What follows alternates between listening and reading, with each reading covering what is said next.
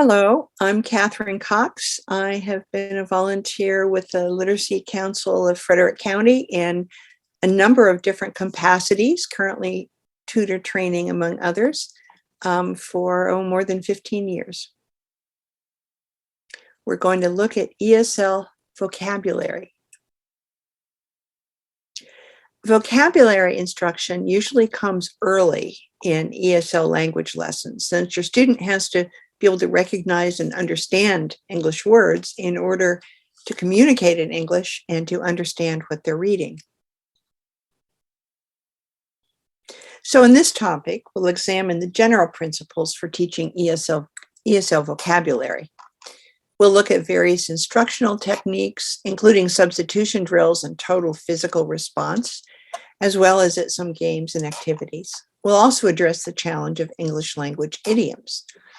Vocabulary instruction is important because ESL students, as I said before, can't understand what they're hearing or reading unless they understand most of what the words mean. A larger vocabulary also helps students express themselves better when they speak and when they write.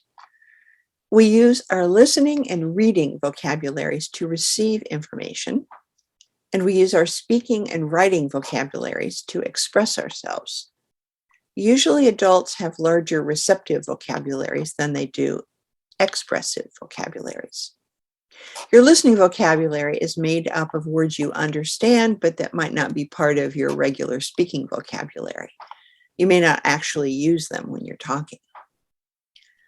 Similarly, your reading vocabulary consists of words you know when you're reading, but you might not be able to understand when listening or use with confidence yourself when you're speaking or writing. This may or may not be true of an ESL student, since the ESL student might have started reading in English long after they started speaking English. Or it might be the other way around, and they learned to read English before they could speak it. When you meet your student, you'll get an idea of their range of listening, speaking, reading, and writing vocabularies.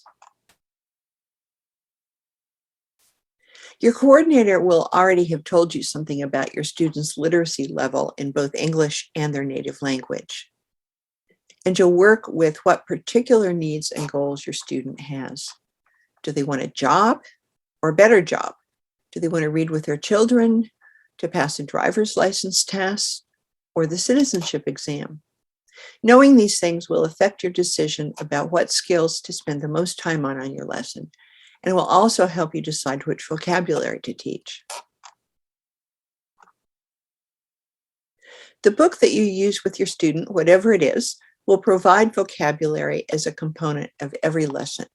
But it's important to keep in mind some basic principles that apply to any series of books for ESL vocabulary instruction. First, teach only a few new words at a time. Depending on your student, focus on no more than 8 to 10 new words per lesson, and even that might be too many for some students. Second, choose one way of saying something and stick with it. Be consistent in the words you use. This is especially important for beginning students. When you say turn off the light, don't change this to turn out the light or switch off the light. Third, use a consistent process for introducing new vocabulary. Consistency in the process will make it easy for students to identify the new words. For example, when naming objects, say, this is a book, this is a pencil, this is a chair. Don't suddenly change to saying, we call this a book. Your student won't be able to focus on the new word. This is especially important for beginning level students. Explicit instruction is a method for teaching using direct, structured instruction. It helps make lessons clear by modeling for students how to start and how to succeed on a task, and by giving them enough time to practice. The more explicit the instruction, the better the results. The steps in explicit instruction are explain, model, guide, apply. To use explicit instruction for teaching vocabulary, begin by explaining in simple words where and how the student will use the word or phrase. You might say, this is something you'll do in the grocery store. Then model the new word or phrase several times while the student listens. After modeling, guide the student in practice using physical, visual, or verbal prompts.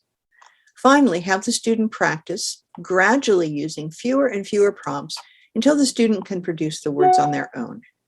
Encouragement and positive feedback, as always, help generate success. Here's an example of explicit instruction called a substitution drill using visual cues or prompts. This activity is really good for beginning students. Start by showing an object or a picture to help the student understand and to elicit a response. Teach the object name separately, but then use it in a sentence. This way, the student learns to speak in complete sentences. After teaching the first object, substitute different objects for the student to put into the same sentence. Use hand gestures for listen and repeat according to the script on the slide. In this version of the substitution drill, the tutor doesn't hold up an object, but instead uses a vocal cue. The tutor prompts by simply saying the word. Otherwise, it works just the way it did in the previous substitution drill. A fourth general principle of teaching vocabulary is to put the vocabulary words into context in order to help the student understand and remember the new words. Build on your students' experiences and knowledge to help them understand what they're saying or reading. As you work with your student, use examples from their everyday life to give them something familiar. For example, this simple short story is in a setting that should be familiar to most adults. Before reading this passage, provide some context by talking with your student about the picture. Ask them about the picture. Where is this woman? What is she holding? What do you think she'll buy? As the two of you talk about the picture, discuss any new vocabulary. Then read the story. There are various strategies to use before, during, and after reading. An after reading activity reinforces what your student learned. You and your student might write another story that takes place in a different part of the grocery store. You could create a fill-in-the-blank exercise like this one, which gives your student a chance to practice writing the new words. You could record yourself reading the story into WhatsApp and send it to your student for reference. Have them record themselves reading it as homework. Reinforce the lesson as many times as needed to make sure that they understand. The fifth general principle of teaching vocabulary is to use several examples for clarity. That way, there's no risk that the student will misunderstand what the word means. For example, say cup and show several types of cups. Say pencil and show different colors of pencil. It's fairly obvious what vocabulary is being taught here. Of course, there are several examples of the color yellow. The next principle is repetition. To really learn new words, students need to hear them and use them over and over again. Your teaching routine should include recycling words into later lessons. For example, you're helping a student prepare for a job interview and you're teaching related vocabulary words such as application, manager, interview, and thank you note. Present the vocabulary, practice it as a comprehension exercise, and have the student use it in sentences they make up. In the next class, you can review the words through a game, a dictation, or role-playing a job interview. The last principle is to link vocabulary to a practical or authentic situation. For example, the job interview. For most ESL students, learning English is a means to a practical end. Students want to learn English so they can meet basic needs. They want to buy groceries, read a note from their child's teacher, make a doctor's appointment, talk with people at work. Choose words and phrases that help them accomplish these goals. In this video, we're going to see a class where the instructor uses a teaching technique called Total Physical Response, or TPR. TPR allows the student to learn through association, through movement, and performance. The teacher uses actions to demonstrate the meaning of a word or to give direction, and then provides guided practice with the students. As you watch the video, notice how the teacher moves at the pace of the students and also how she uses repetition to help the students learn. This is a classroom with several students, quite a number actually, but you can use the same technique with a single student in person or in a virtual lesson.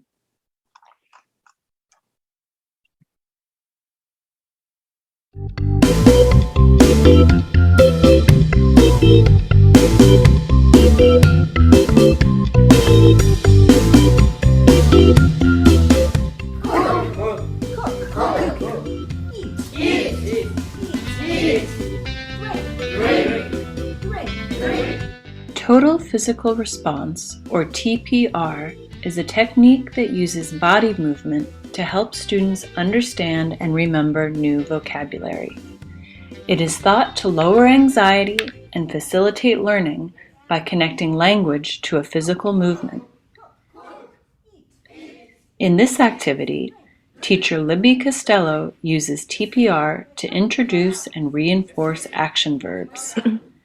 Libby incorporates this activity as a warm-up from the very first day of class. Listen, repeat, and show me.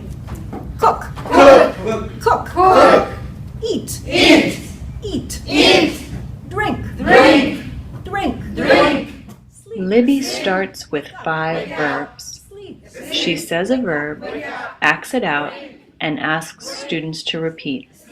While new verbs are added in subsequent classes, Libby reuses all the verbs throughout the cycle so that students become very comfortable with them. Run. Run. Walk. Walk. Drive a car. As the cycle progresses, Libby incorporates verbs that are specific to each life skill unit.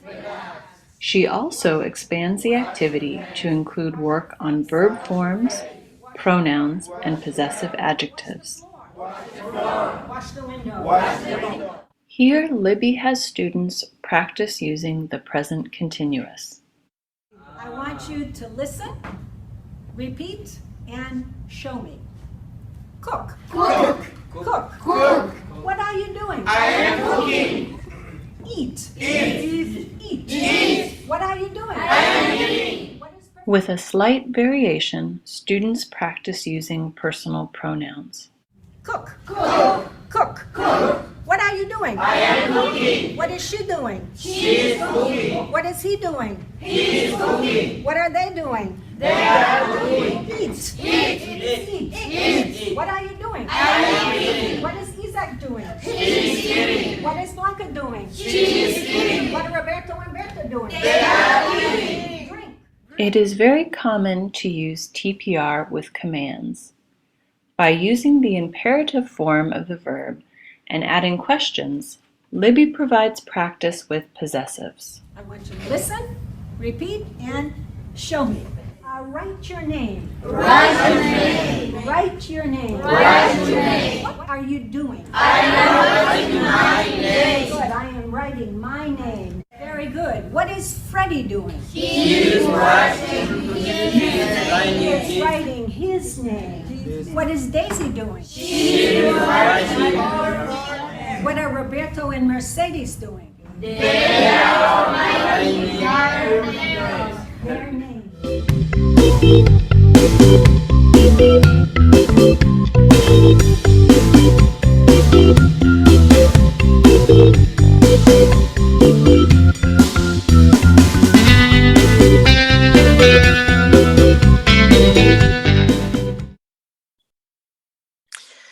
As you can see, the instructor, Libby, first models what she wants the students to say or do using physical movements to give them a clue. Then each student performs a physical motion associated with the lesson, which helps to reinforce what they're learning. We're going to give you a bunch of ideas that will help you look for opportunities to create your own TPR lesson. For example, true story, there's an elevator in the Literacy Council of Frederick County office, and one day something happened regarding that elevator that the student was struggling to tell her tutor about. The tutor saw an opportunity and went with the student to the elevator to talk about using the elevator. First, they did it orally as they actually performed the actions, and then the tutor and student wrote it down. Here's what they did on the first try. The student repeated each sentence after the tutor as they did the actions. This is an elevator. Push the button. The doors open. Get on the elevator. The doors close. Push the button. The elevator goes up. The doors open. Get off the elevator. Then, over a span of many lessons, they repeated this and continued to add to it, expanding it into a grammar lesson by combining sentences, using pronouns, adding adjectives, and so forth. For example, here is a great elevator on the first floor. Look for opportunities to teach new vocabulary in contexts like this. Here's another example. During a lesson, the student noticed that her phone was losing power and needed charging. Without the proper words, she started pointing and waving her arms. This was the perfect opportunity to teach new vocabulary. Her tutor taught her to say, "My battery is low," and the response, "Plug it in."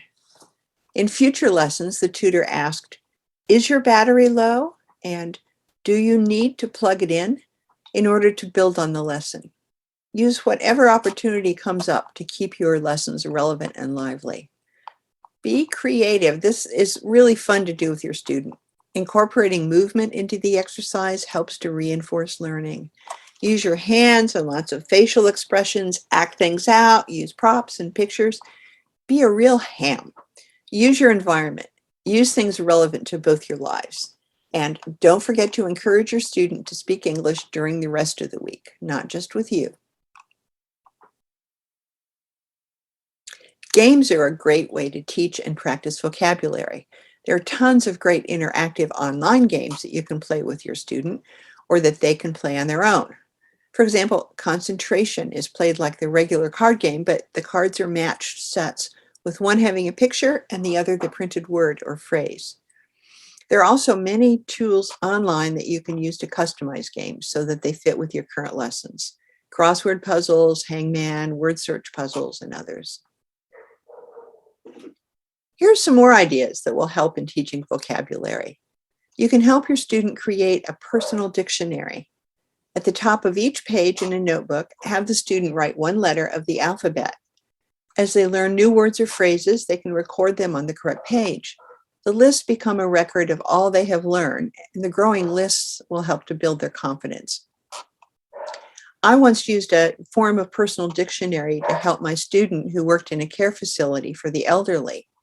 She could speak English pretty well, but had a lot of trouble writing, and she needed to leave notes for the caregivers in the shifts after hers. She made a list of words that she needed to know how to write, and together we made a little pocket notebook with just 2 or 3 words on each page. She would flip through it and study the words when she could on her coffee break, and use it to copy from if she needed to. Your student can create a similar personal dictionary and add definitions, translations, pictures, or a sentence that uses the word, whatever they find most useful. You can also make a recording of new words to send to your student. Your student can play it back and then record themselves repeating what you've said. Then you can both listen and compare. Recordings also allow the student time to practice pronunciation in the privacy of their own home. Use authentic objects whenever possible, but photos of real objects can work well too. We've linked here to some great online picture resources that can be used to illustrate words. For example, the Laubach Way to English Illustrations has very simple drawings of objects and scenarios for the beginning student. It's available online in PDF or in print. Then the Oxford Picture Dictionary is a wonderful visual resource. Our students and tutors tend to all love it. Google Images can be great for showing concepts that are hard to describe in simple English, such as the word rust. How would you describe that? In this case, a picture is worth 1,000 words. All of these resources can be found in the handout on websites with interactive online activities.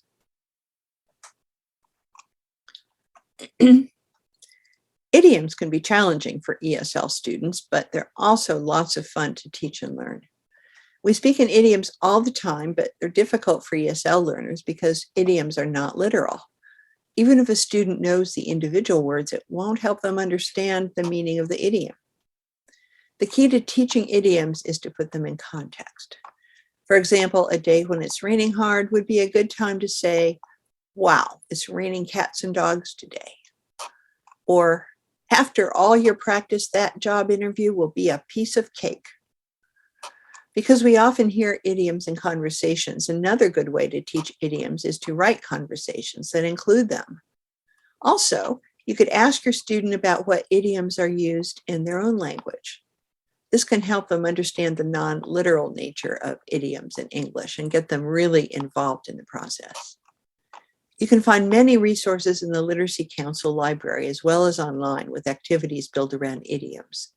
The link here, which is also on your handout of online resources, has a list of some games and other activities for practicing idioms.